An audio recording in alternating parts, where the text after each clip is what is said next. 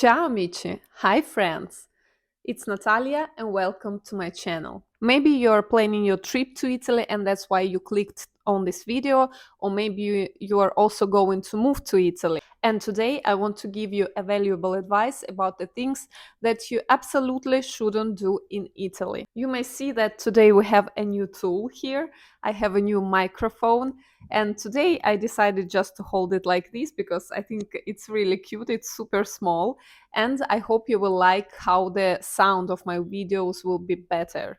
I always try to improve the quality of my content, and you may also notice that the video quality is also better because I'm filming it with my new iPhone 15. Of course, we can talk about personal freedom and that everyone can do whatever he wants or she wants, but every country has its own culture and do's and don'ts, and I think it's a good taste to follow these rules, because if you come to other country, I think it's like a matter of good manners to follow some of the rules of this country.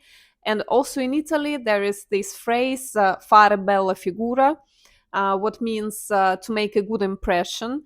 So, of course, you can come to Italy or any other country and do whatever you want. But if you want to seem an adequate person and be in line with the culture of this country, enjoy it, also learn something new, you should follow some of the rules. So here are some of the things that you should never do in Italy. First part of these don'ts will be related to food, because Italians are very defensive about their cuisine. They really take it personally. So they are very proud of their cuisine. They really think that it's one of the best cuisines in the world, and in some way it is. I'm sure that you love some Italian meals like pasta and pizza, and there are many others that's maybe not so evident.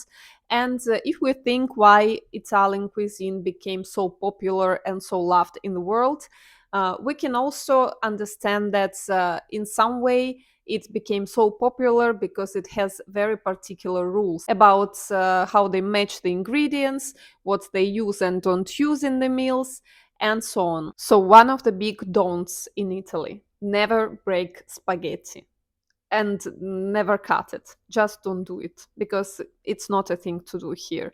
Italians will find it really offensive. I mean, of course, if you are cooking at your home and you're alone and so on, you can do whatever you want. Also, you may have some perversions and it's fine, but you shouldn't show it in public. So for Italians, it's the same. Of course, at your home, you can do whatever you want, but if you want to interact with people, to eat with people, especially Italians here, or you go to the restaurants and you want to show that you respect the restaurant, the chef, and so on, there are some rules to follow. So, first of the biggest don'ts: don't do weird stuff with Italian cuisine, because there are some very particular rules, like, for example, you can't break spaghetti, as I told. You can't put cheese on the pasta with seafood, and in general on the meals with seafood, because sometimes they bring like parmigiano, the cheese to put on the top of pasta, and they will never bring it to you if you are going to eat pasta with seafood, because they don't need to be matched, the cheese and seafood. Also, don't ask for pasta with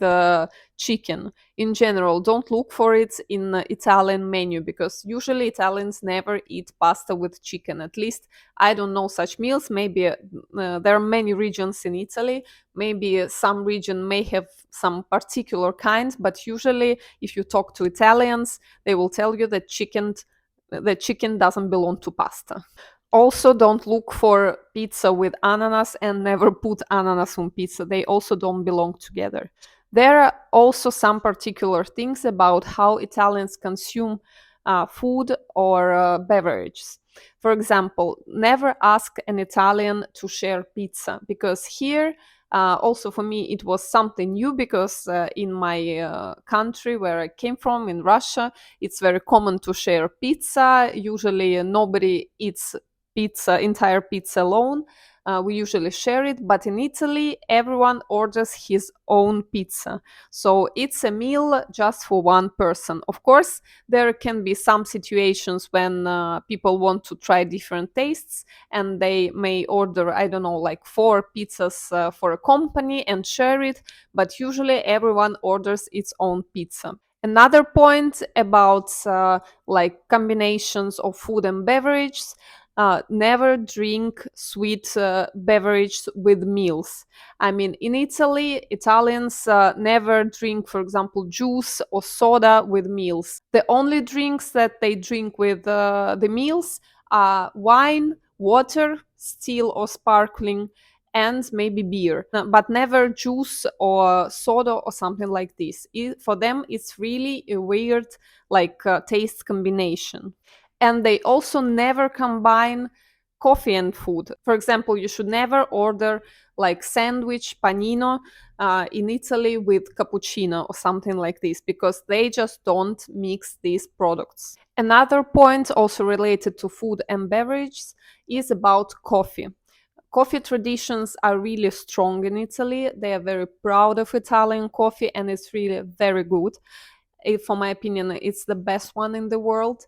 And there is a reason. The reason why it's so good is because there are many rules about coffee, how to drink it, when to drink it, with what to drink it, and so on.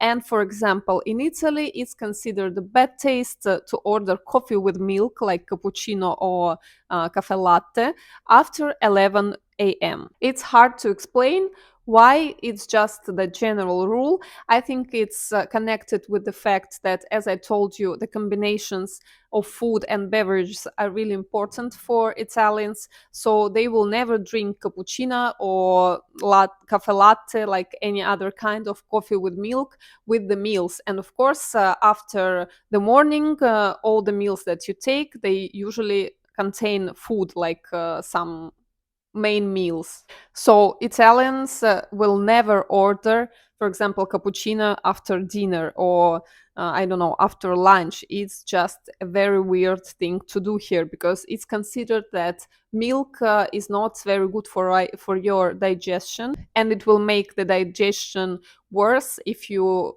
combine it with food. But for example, Italians may order latte macchiato. It's like espresso with just a drop of milk or just a bit of milk foam, or they just drink a pure espresso after the meal to help the digestion. And in general, if you order your coffee also in the morning, consider that Italians usually don't put many things in coffee.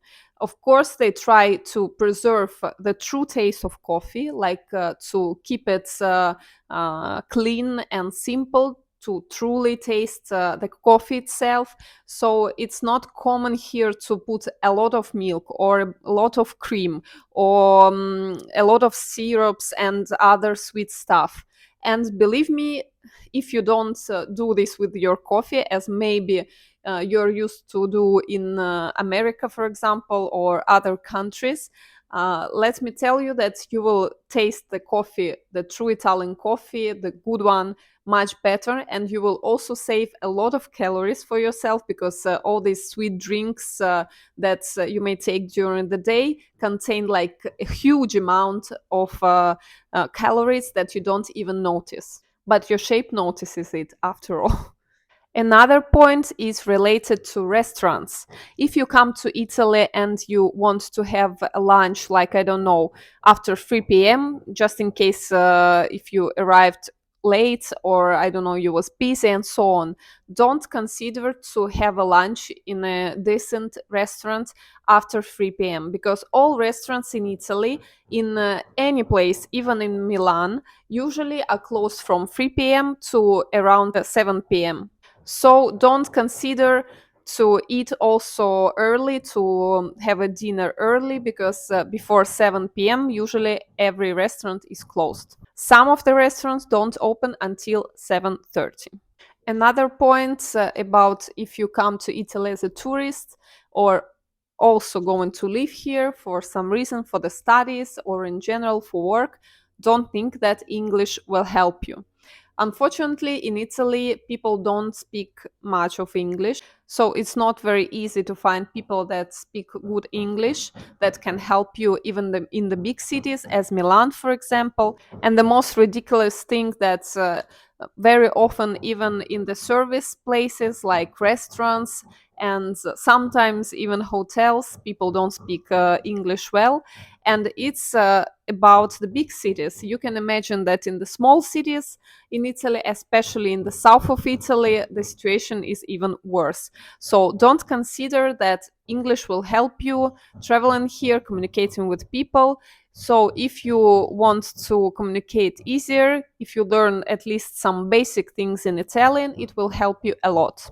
Another point is relevant both if you come in Italy as a tourist and if you want to live here.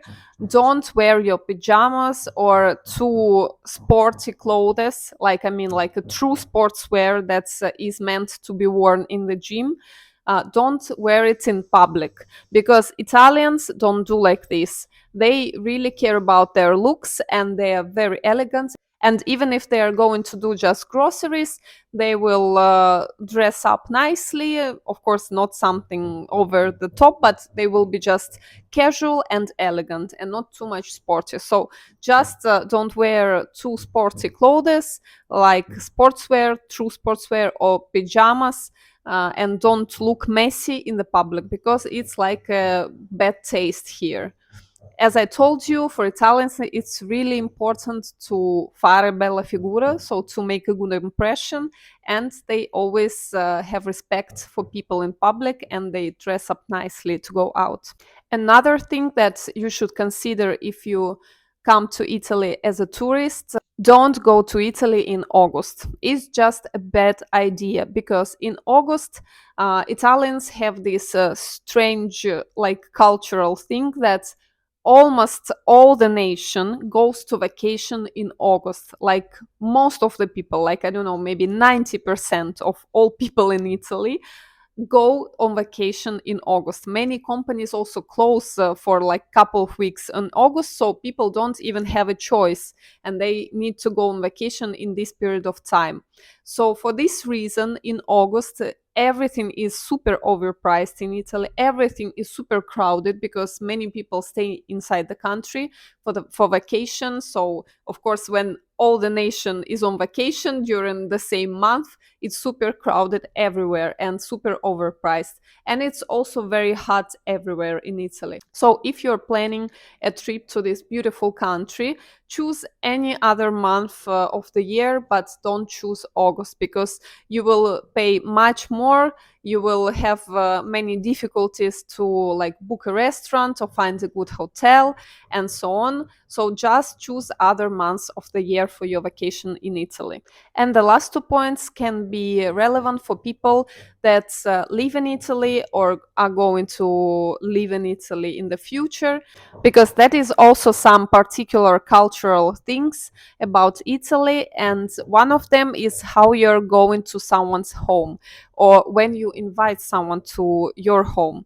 Because Italians, as I told you, really care about their looks. They want to be stylish and they want to feel comfortable. And for example, if you invite guests or come as a guest, usually you stay with your shoes that you was wearing outside that match your outfit and so on. So if you invite people at your home, especially Italians here, don't ask them to take off shoes and to put slippers. For them, it's really a strange thing to do here. They are not just used to it. For example, in my country, where I came from, in Russia, it's very common to take off shoes when you come home, even if you come as a guest. And it's normal to offer the slippers and so on. And as I know, in all the eastern part of the world, people often take off the shoes when they come home and also when they come to someone's home as a guest. But in Italy, it's not like this. If you come as a guest, usually you don't take off the shoes, and it's not a nice idea to ask your guests to take off the shoes and put the slippers, because as I told you, Italians don't like to ruin their looks. They want to stay with their shoes, and it's a normal thing here to do. And the thing that surprised me the most is that, for example, if you come to someone's homes where you can see like a newborn, and you come to visit the newborn, even if the child has, I don't know, like it's 3 weeks old. Even in these cases, people usually don't ask you to take off the shoes at home when you come to visit. So even if in such cases they don't do it, of course, if you just come to someone's home parts, it's also not needed to take off the shoes. Remember it. But if you want to be polite, and when you first come to someone's home, of course, you can ask if you should take off the shoes or not. It will never hurt. And the last point is about some of the taboo in communication with Italians, some of the topics that you shouldn't start. And one of these topics is when people are going to have kids or are going to get married. So even if you see a couple that is dating for, I don't know, like 10 years already, and they are still not married, or they don't get kids, or maybe they're already married but they don't get kids, never ask about this topic. It's just not a good topic to touch here, because in modern Italy the rules are quite, let's say, complicated now. I mean, there are many people that can date for like 10 years or even more and don't get married for different reasons. And also when it comes to kids, also people maybe not married or never get married and have kids, and vice versa. And there are many reasons for such choices. Like, everyone, of course, is free to choose how to live their life, but just don't start these conversations if it's not some of your like super close friends. Just don't start these kind of conversations, because they are not cool here. But I wanted to warn you that even though such conversations about getting married or getting kids is some kind of taboo here, at the same time, for example, the topics about money can be easily talked about. For example, in Italy, it's very common that someone may ask you how much you pay for the rent. I know sometimes people ask these questions even on the first date. I mean, for me, it's quite weird. In my country, where I come from, it's really a taboo to make any question about money also to your friends, not talking about the people that you see for the first time. But in Italy, it can happen, and people don't see anything bad about it. So every country is different. Just don't ask about like family stuff. I mean, why people don't get married or don't get kids, because there can be many different reasons. So to not get in an awkward situation, better not to talk about it. I hope you liked this video.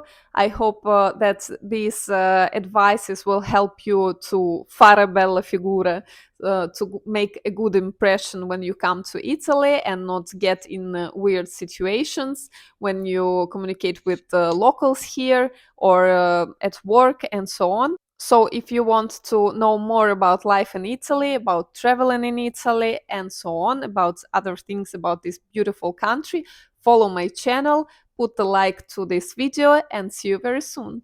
Ciao!